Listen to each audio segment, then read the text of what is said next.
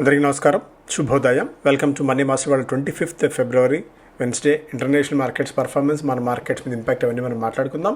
Asian మార్కెట్స్లో నికే 1% దాకా లాభాలతో ట్రేడ్ అవుతుంది. నిన్న ముగిసిన అమెరికన్ మార్కెట్స్లో కూడా ఒక పాజిటివిటీ మనం చూసాం. నాస్డాక్ 1% పైగా, S&P 500 అండ్ డౌ జోన్స్ రెండు 30% మేర లాభాలతో ముగిశాయి. గోల్డ్ $5,150 పైనే ట్రేడ్ అవుతుంది. సిల్వర్ కూడా ఆల్మోస్ట్ $87 దగ్గర ట్రేడ్ అవుతుంది. ఆయిల్ ప్రైజెస్ దాదాపు 7 నెలల గరిష్ట స్థాయి దగ్గర ట్రేడ్ అవుతూ వస్తున్నాయి. With US Iran talks in focus. So US Iran మధ్య చర్చలు ఇంకా కొనసాగుతూనే ఉన్నాయి. దీంతో ఆయిల్ ప్రైజెస్ స్థిరంగా ఉన్నాయి. క్రిప్టో కరెన్సీస్ మళ్ళీ కొద్దిగా రీబౌండ్ అయ్యి బిట్కాయిన్ $65,000 పైనే ట్రేడ్ అవుతోంది. State of the union live updates. Trump to talk economy amid rising disapproval ratings. So Trump మనకి అప్డేట్స్ మనం ఎక్స్పెక్ట్ చేయవచ్చు కాసేపట్లో. మేబీ డ్యూరింగ్ ద డే మనకి ఇంపాక్ట్ కూడా ఉండొచ్చేమో. మేబీ ఆయన ప్రకటనలు, సుప్రీంకోర్టు తీర్పు నేపథ్యంలో టారిఫ్స్ ఆయన 10 నుంచి 15% పెంచడం, తర్వాత ఎకానమీ వైజ్ ఏ విధంగా ఏ దేశంతో ఏ విధంగా డీల్ చేస్తారనేది. నిన్న ఫారిన్ పోర్ట్ఫోలియో ఇన్వెస్టర్స్ కొద్దిగా నెట్ సెల్లర్స్గా ఉన్నారు. దాదాపు 102 కోట్ల రూపాయల మేర స్టాక్స్ని సెల్ చేయగా, డొమెస్టిక్ ఇన్స్టిట్యూషన్ ఇన్వెస్టర్స్ దాదాపు 3,161 కోట్ల రూపాయల వర్త్ ఆఫ్ స్టాక్స్ని మన వాళ్ళు బై చేయడం చూసాం. Rupee traded in a narrow range on Tuesday and settled 6 paise lower. So 91 రూపాయల మార్క్ని క్రాస్ చేయకుండా at least Reserve Bank of India అడ్డుకోవడంతో $90.95 దగ్గర వెన్ కంపేర్డ్ విత్ డాలర్ మనం క్లోజ్ కావడం అయితే చూసాం. బట్ క్రూడ్ ప్రైజెస్ బాగా పెరుగుతుండడం అనేది రూపీ మరింత పతనం కావడానికి, అంటే ఇప్పుడు ఏదో ఒకటి, అంటే అట్లీస్ట్ డాలర్ బలహీన పడుతుంది కదా, రూపీ స్ట్రెంత్ అవుతుంది అనుకున్న టైంలో అంటే FIS ఒకసారి అమ్మటం, రెండు క్రూడ్ బాగా పెరుగుతుండడం, ఏదో ఒక ఫ్యాక్టర్ రూపీని వెనక్కి లాగుతూనే ఉంది. Market remained under pressure on Tuesday and traded sharply lower amid weak global cues. So global cues నిన్న మార్కెట్స్ని ఒక ర్యాటిల్ చేసి పడేసాయి. దాదాపుగా 5.5-6 లక్షల కోట్ల రూపాయల మేర మార్కెట్ క్యాప్ హరించుకోవడం మనం చూస్తున్నాము. Especially catastrophe IT effect, Anthropic అనేది ఓవరాల్గా మార్కెట్స్ని మరింత పట్టి పీడిస్తోంది. ఇది ఎక్కడి దాకా అనేది ఎవరి ఊహకు అంచనాలు కూడా అందకుండా ఉంది. ఈ ఆంథ్రోపిక్ అనేది ఇక ఎన్ని విభాగాలు, ఐటీలో ఉన్న ఎన్ని విభాగాల్ని అది కుదిపేస్తుంది, ఎన్ని ఉద్యోగాలను తీసివేస్తుంది అన్నది చెప్పడం కష్టంగా మారుతుంది. దాంతో ఐటీ మీద ఆధారపడి రియల్ ఎస్టేట్, ఎస్పెషల్లీ అటు కమర్షియల్ రియల్ ఎస్టేట్ అయినా, రెసిడెన్షియల్ రియల్ ఎస్టేట్ అయినా, దానికి ఫీడర్ మాత్రం మేజర్గా మనలాంటి ఎకానమీస్కి ఎస్పెషల్లీ ఐటీ మాత్రమే ఉంటుంది. సో ఐటీ కనుక వీక్ అయిపోతే ఆటోమేటిక్గా దాని క్యాస్కేడింగ్ ఎఫెక్ట్, ఫస్ట్ ఎఫెక్ట్ మాత్రం రియల్ ఎస్టేట్ మీద ఉంటుంది. సో దాంతో నిన్న రియల్ ఎస్టేట్ స్టాక్స్లో కూడా వీక్నెస్ చూసాం ఐటీతో పాటు.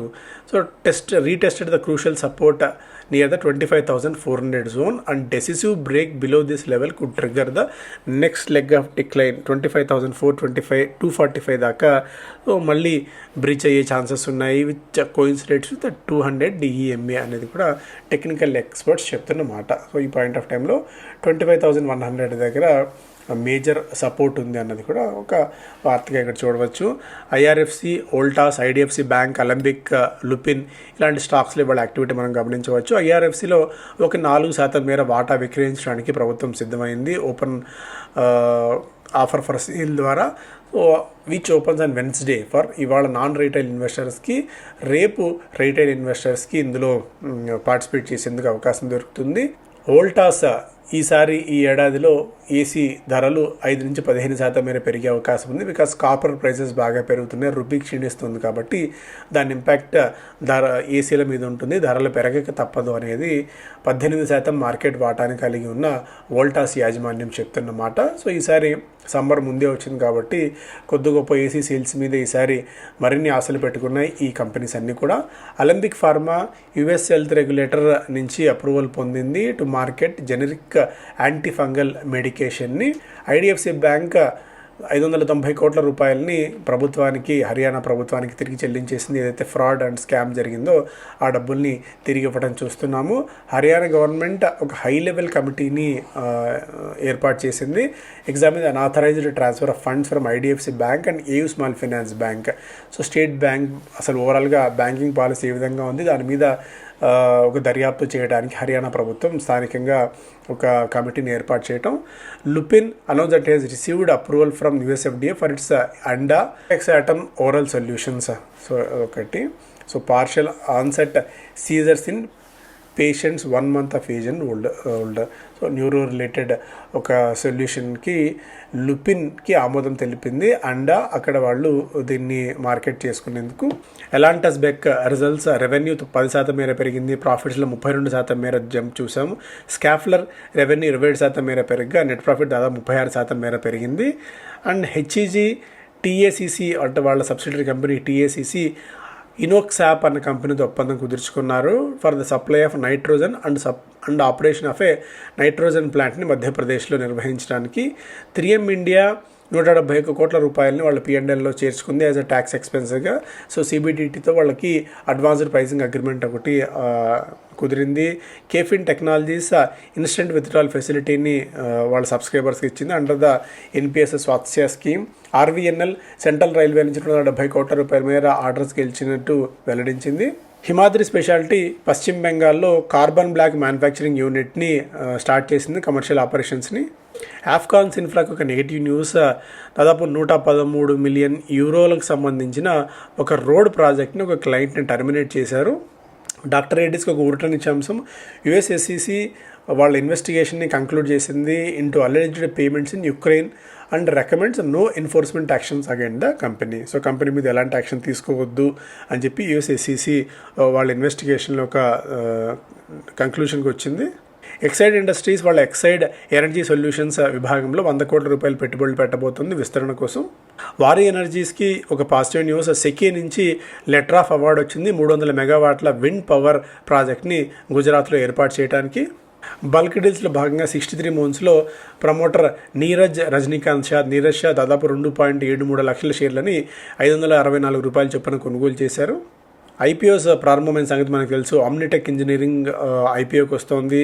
ఇంజనీరింగ్ సొల్యూషన్స్లో ఉన్న కంపెనీ ఇది, దాని గురించి మళ్ళీ మనం మాట్లాడుకుందాం. గాడియం IVF 3వ రోజున 7.27 రెట్లు ఓవర్ సబ్స్క్రైబ్ అయింది. ఇందులో రీటైల్ పోర్షన్ 7 రెట్లు, NII పోర్షన్ దాదాపు 14 రెట్లు సబ్స్క్రైబ్ అవ్వడం చూస్తున్నాం. PNGS రేవా డైమండ్ డే ఫస్ట్న 0.59% సబ్స్క్రైబ్ అయింది. And Clean Max Enviro day 2 రోజున దాదాపు 0.5% సబ్స్క్రైబ్ కావడం చూసాం. శ్రీరామ్ ట్విస్టెక్స్ IPO డే 2 రోజున 0.75% మేర సబ్స్క్రైబ్ కావడం చూసాం. సో ఇది. And economic times, Noel board clash and term 3 for Chandra issue deferred. ఇక్కడ అంటే నోయల్ టాటా గారికి అలాగే చంద్రశేఖరన్ గారికి మధ్య ఒక చిన్నపాటి వాగ్యుద్ధం, అండ్ ఇద్దరి మధ్య ఒక చిన్నపాటి ఇష్యూస్, డిఫరెన్స్ ఆఫ్ ఒపీనియన్స్ అయితే గత కొద్ది కాలం నుంచి ఉన్నాయి. ప్రభుత్వం కూడా దీన్ని చాలా కీన్గా అబ్జర్వ్ చేస్తుంది, ఎందుకంటే పెద్ద కంపెనీ. సో టాటా సన్స్ని లిస్ట్ చేయకుండా ఉండాలి అనే ప్రయత్నాలని అటు నోయల్ టాటా గారు చేస్తుండగా, సో దీన్ని అసలు అప్పులు తీసుకోకుండా టాటా సన్స్ని ఒక డెట్ ల్యాడన్ కంపెనీగా, జీరో డెట్ కంపెనీగా ఉంచాలి అనేది ఆయన తాపత్రయం. అయితే చంద్రశేఖరన్ గారు ఈ కంపెనీ అన్లిస్టెడ్ చేయకుండా ఉండేందుకు సకల ప్రయత్నాలు చేస్తూనే ఉన్నాం, కాకపోతే బిజినెస్ సస్టైన్ అయ్యేదాకా రుణాలు తీసుకోక తప్పని పరిస్థితి, అందువల్ల ఇన్వెస్ట్మెంట్స్ తీసుకుంటామని చెప్పి అంటే ఒక్కొక్కరి ఒపీనియన్ ఒక రకంగా డిఫరెన్స్ ఆఫ్ ఒపీనియన్స్ ఉన్న తరుణంలో ఏ విధంగా ఈ టాటా సన్స్ చైర్మన్గా ఎవరిని నియామకం జరుగుతుంది, మూడవసారి చంద్ర గారు మళ్ళీ పదవి బాధ్యతలు చేపడతారా లేదా అన్నది మనకు తెలుస్తుంది. బట్ చూద్దాం. బట్ ప్రభుత్వం కూడా దీని మీద చాలా కీన్గా ఉంది, ఎందుకంటే టాటా రిలేటెడ్ స్టాక్స్ అన్నీ కూడా దీని మీద ఉంటాయి కాబట్టి ఆధారపడి. సో మార్కెట్ కూడా కీన్గా అబ్జర్వ్ చేస్తుంది.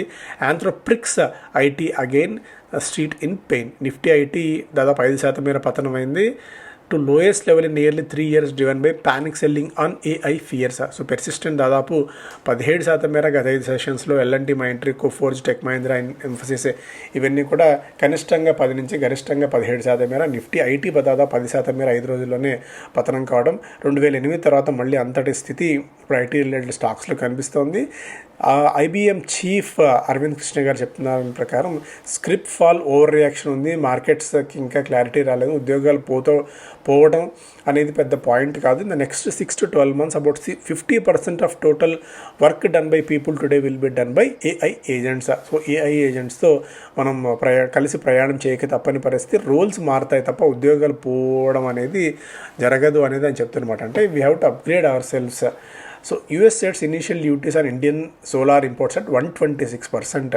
సో అక్కడ స్థానికంగా దేశీయ ప్యానల్ మ్యానుఫ్యాక్చరర్స్ని, దేశీయంగా అక్కడున్న కంపెనీస్ని ప్రోత్సహించడానికి ఇండియా నుంచి దిగుమతి అయ్యే సోలార్ ఇంపోర్ట్స్ మీద 126% మేర పన్నులు విధిస్తూ అక్కడ యుఎస్ ప్రభుత్వం నిర్ణయం తీసుకుంది. US commerce department also set initial duties from 86 to 143% for Indonesia and 81% for Laos. So Vietnam పక్కన ఉన్న లావోస్ మీద, ఇండోనేషియా మీద కూడా దాదాపు 80% పైగా పన్నులను అయితే విధించారు. సో దీనివల్ల foreign subsidies and foreign companies అక్కడ యుఎస్లో మ్యానుఫ్యాక్చర్ చేసేందుకు, యుఎస్లో మన వస్తువులు విక్రయించేందుకు మార్గం అయితే చాలా ఇబ్బంది అవుతుంది.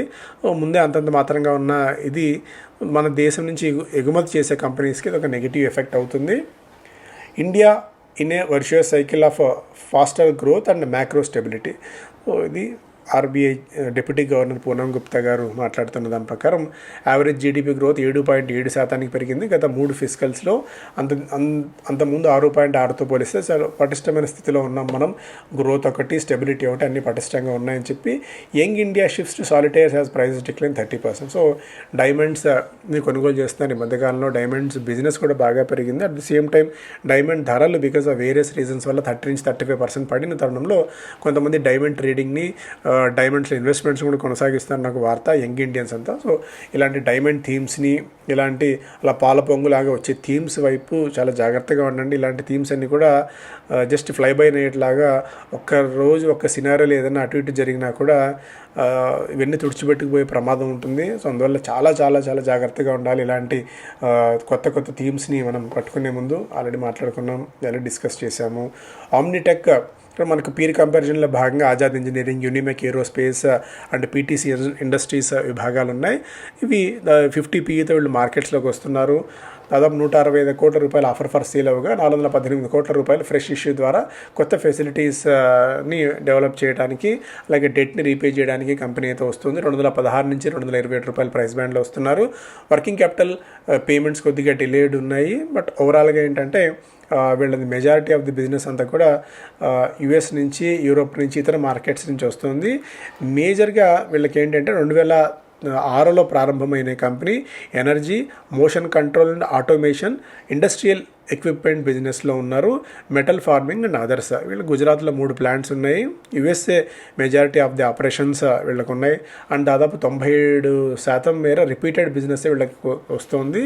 79% ఆఫ్ ద రెవెన్యూ ఎక్స్పోర్ట్స్ నుంచి కూడా వస్తుంది. అందులో 58% వరకు యుఎస్ నుంచి వస్తుంది. సో అందువల్ల కొద్దిగా రిస్కీ అనుకున్నప్పటికీ కూడా when compared with other peer కంపెనీస్తో పోలిస్తే కొద్దిగా అట్రాక్టివ్గా దొరుకుతుంది. కాబట్టి వెయిట్ అండ్ వాచ్ మోడ్లో ఉండి ఏదైనా స్టిల్ లిస్టింగ్ అయిన తర్వాత మంచి ప్రైస్లో దొరికితే ల్యాప్అప్ చేసుకునేందుకు స్కోప్ ఉంది. ఓమ్నిటెక్ కూడా. ఇంకా మెంటర్షిప్ ప్రోగ్రామ్ అనేది మార్చి 2వ తారీఖు నుంచి ప్రారంభం కాబోతుంది. రిజిస్ట్రేషన్స్ ఇప్పటికే ఫుల్ అని జరుగుతున్నాయి. ఇక పరిమిత సంఖ్యలో సీట్లు మిగిలి ఉన్నాయి కాబట్టి వేగవంతంగా మీ రిజిస్ట్రేషన్స్ పూర్తి చేసుకోండి. ఎందుకంటే బ్యాచ్లో చాలా పరిమిత సంఖ్యలో మాత్రమే మనం జనాలను తీసుకుంటాం కాబట్టి. బిజినెస్ స్టాండర్డ్ ఫస్ట్ పేజ్లో ఇదంతా వాళ్ళ ప్రోగ్రామ్కి సంబంధించి. కార్ ట్రేడ్ నిన్న 11% మేర పతనమైంది. 63 మూన్స్ 37 టైమ్స్ వాల్యూమ్స్ పెరిగాయి. ఎందుకంటే ప్రమోటర్స్ కొద్దిగా స్టేక్ కొనుగోలు చేశారు కాబట్టి. హిటాచి ఆల్ టైమ్ హిట్ చేసింది. దాదాపు 25,000 రూపాయల దాకా చేరుకోవటం అతి కొద్ది సమయంలోనే మనం చూస్తున్నాం. పాలీక్యాబ్ ఆల్ టైమ్ హిట్ చేసింది. 58% మేర ఈ ఫిజికల్లోనే స్టాక్ పెరగటం చూసాం. ఏబీబీ ఇండియా అంతకుముందు మనం అరవింద్ గారితో ఇంటర్వ్యూలో మాట్లాడినప్పుడు కూడా ఏబీబీ లాంటి స్టాక్స్లో ఎంత పొటెన్షియల్ ఉంది, ఎంత మొమెంటం ఉంది అనేది ఆయన చాలా క్లియర్ కట్గా చెప్పారు. ఆర్టిఫిషియల్ ఇంటెలిజెన్స్ ఏ విధంగా రూపాంతరం చెందుతుంది, అది ఏబీబీ లాంటి కంపెనీస్ ఏ విధంగా దాన్ని అక్వైర్ చేసుకుంటున్నాయని చెప్పి. సో స్టాక్లో అతి కొద్ది కాలంలోనే మనం మాట్లాడుకున్న ఈ 40-50 డేస్లోనే స్టాక్ 40% పైన రిటర్న్స్ ఇవ్వడం చూసాం. So quality of the company select చేసుకోవడమే కాదు, ది రైట్ టైంలో ఎంట్రీ అవ్వడం కూడా కొద్దిగా ఇదవుతుంది. బట్ ఈ పాయింట్ ఆఫ్ టైంలో స్టాక్లో ఎంట్రీ అనేది రిస్క్ రివార్డ్ పాయింట్ ఆఫ్ వ్యూలో రిస్క్ ఎక్కువ, రివార్డ్ తక్కువ. ఎందుకంటే ahead of it's valuation stock బాగా పెరిగిపోయింది కాబట్టి. అండ్ వోల్టాస్ 25% దాకా గ్రోత్ని ఎక్స్పెక్ట్ చేస్తుంది ఈ సంవత్సరం. బాలకృష్ణ ఇండస్ట్రీస్ కన్జ్యూమర్ టైర్ మార్కెట్లో కూడా వీళ్ళు ఎంటర్ అవుతున్నారు.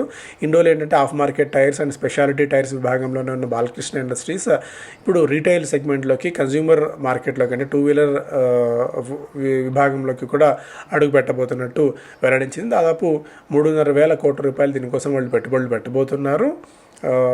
For the transition comprising new product lines, capacity expansion and brand building. Ranveer సింగ్ని వీళ్ళు క్యాంపెయిన్ కోసం తీసుకున్నారు.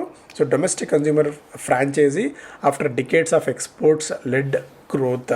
మేజర్గా BKT's on highway 4S spans, 2 wheelers and medium and heavy commercial vehicles విభాగంలోకి అడుగు పెట్టబోతున్నట్టు కంపెనీ వెల్లడించింది. బాలకృష్ణ ఇండస్ట్రీస్ కేస్ ఇంటర్నేషనల్ 1% దాకా పెరిగింది.